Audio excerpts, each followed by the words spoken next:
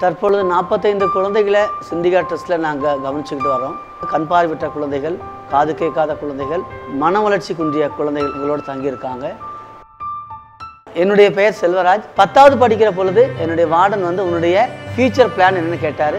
நான் ஒரு சமூக ஆர்வலராக போகணும், ஒரு ஆசிரியராக போகணும் அப்படின்னு நான் சொன்னேன். ஹாஸ்டல்லே படித்ததுனால மற்றவங்களுக்கு உதவி செய்யணும் அப்படிங்கிற ஒரு எண்ணம் சின்ன வயசுலேயே என்னோடு வளர்ந்ததுனால 2006 இந்த மாற்றுத்திறனாளி குழந்தைகளுக்காக இந்த சிந்தியா நிறுவனத்தை நம்ம ஆரம்பித்து நடத்திக்கிட்டு வரோம். இது வரைக்கும் 17 வருஷமாக.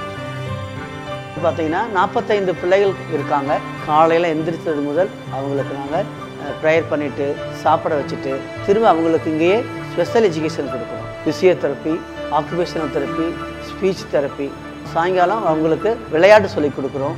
3 வேளைக்குமே இந்த குழந்தைகளுக்கு நாங்கள் உணவு, உடுக்க உடை தரோம், தங்கிறது எல்லாமே நாங்கள் தான் பொறுப்பெடுத்து பாதுகாத்துட்டு வர்றோம்.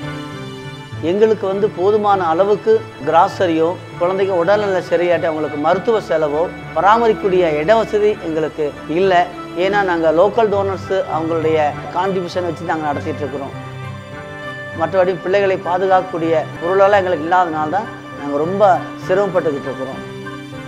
ஸோ இப்படிப்பட்ட பிள்ளைகளை சமுதாயத்தில் டெவலப் கொண்டு வரதுக்கு இந்த பிள்ளைகளுக்கு சப்போர்ட் பண்ணும்படி உங்கள் யாவரையும் அன்போடு நான் கேட்டுக்கொள்கிறேன். நன்றி.